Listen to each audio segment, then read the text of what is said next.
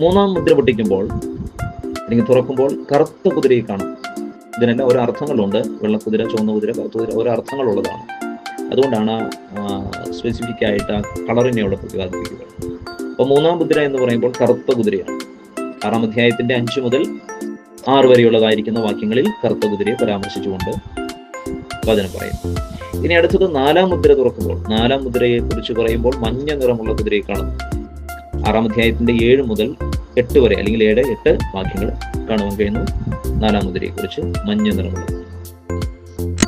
5-ാം മുദ്ര തുറക്കുമ്പോൾ അവിടെ കാണുവാൻ കഴിയുന്നത് അറുക്കപ്പെട്ടവർ. അല്പം കൂടെ മനസ്സിലാകുന്ന ഭാഷ പറഞ്ഞ രക്തസാക്ഷികൾ. അത് കാണാൻ കഴിയുന്നത് 6-ാം അധ്യായത്തിന്റെ 9, 10, 11 വാക്യങ്ങളിലാണ്. 6-ാം അധ്യായത്തിന്റെ 9, 10, 11 വാക്യങ്ങളിൽ 5-ാം മുദ്രയെ കുറിച്ച് കാണുന്നു. ഇവിടെ അറുക്കപ്പെട്ടവർ അല്ലെങ്കിൽ രക്തസാക്ഷികളായിരിക്കും. ഏത് രക്തസാക്ഷിയെ കുറിച്ചാണ് പറയുന്നത്? സ്തേഫാനോസ് രക്തസാക്ഷിയാണ്. പുതിയ നിയമസഭയുടെ 1-ാമത്തെ രക്തസാക്ഷിയാണ് സ്തേഫാനോസ്. ക്രിസ്തുവിന്റെ നാമനിമിത്തം രക്തസാക്ഷികളായവരുണ്ട്. അപ്പോസ്തലന്മാരെല്ലാം രക്തസാക്ഷിത്വ മരണം വരിച്ചവരാണ്, യോഹന്നാൻ ഒഴികെ. നമ്മൾ പഠിക്കുന്ന വെളിപ്പാട് പുസ്തകം എഴുതിയ അപ്പോസ്തലനായിരിക്കുന്ന യോഹന്നാൻ ഒഴികെ ബാക്കി എല്ലാവരും രക്തസാക്ഷിത്വ മരണം വഹിച്ചവരാണ്. കാരണം അവരെല്ലാം ഈർച്ചവാളിനാലും അതുപോലെ തന്നെ തലകീഴായി ക്രൂശിക്കപ്പെട്ടു,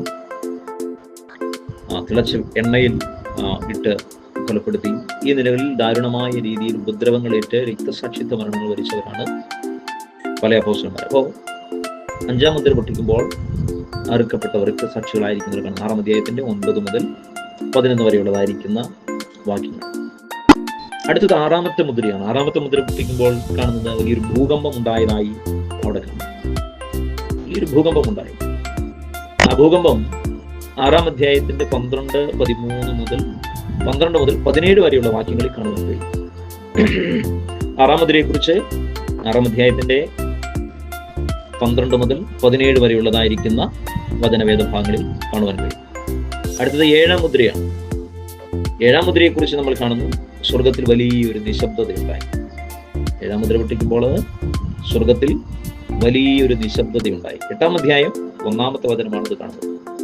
അപ്പോ യെരുശലേമിനെതിരായുള്ള ദൈവിക ന്യായവിധിയുടെ ദർശനം എന്നതായ മെയിൻ ഹെഡിങ്ങിൽ ആ ഭാഗം നമുക്ക് കാണാൻ കഴിയുന്നത് 4-ാം അധ്യായത്തിന്റെ 1 മുതൽ 11-ാം അധ്യായത്തിന്റെ 19 വരെയുള്ള ഭാഗമാണ്. അതിന്റെ 1-ാമത്തെ സബ് ഹെഡിങ്ങിൽ നമ്മൾ ചിന്തിച്ചത് 4-ാം അധ്യായത്തിന്റെ 1 മുതൽ 5-ാം അധ്യായത്തിന്റെ 11 വരെയുള്ള ഭാഗങ്ങളിൽ വാക്യങ്ങൾ പഠിക്കുമ്പോൾ ദൈവസിംഹാസനത്തെ കുറിച്ചും ചുരുൾ തുറക്കാൻ യോഗ്യനായ ദൈവകുഞ്ഞാടിനെ കുറിച്ചും കണ്ടു. സിംഹാസനം എന്ന ഫസ്റ്റ് ഹെഡിങ്ങിന്റെ താഴെ സെക്കൻഡ് ഹെഡിങ് വരുന്നത് 7 മുദ്രകൾ തുറക്കുന്നു എന്നുള്ളതാണ്. സെക്കൻഡ് ഹെഡിങ്ങിൽ നമ്മൾ കണ്ടത് 7 മുദ്രകൾ തുറക്കുന്നതിനെ കുറിച്ച്. 6-ാം അധ്യായം മുതൽ 6-ാം അധ്യായത്തിന്റെ 1 മുതൽ 8-ാം അധ്യായത്തിന്റെ 1-ാം വാക്യം വരെ. ഇനി 3-ാമത്തെ ഭാഗമായിരിക്കുന്നു. 1-ാമത്തെ ഭാഗം സിംഹാസനം, 7 മുദ്രകൾ. 3-ാമത്തേത് 7 കാഹളങ്ങളുടെ ശബ്ദം.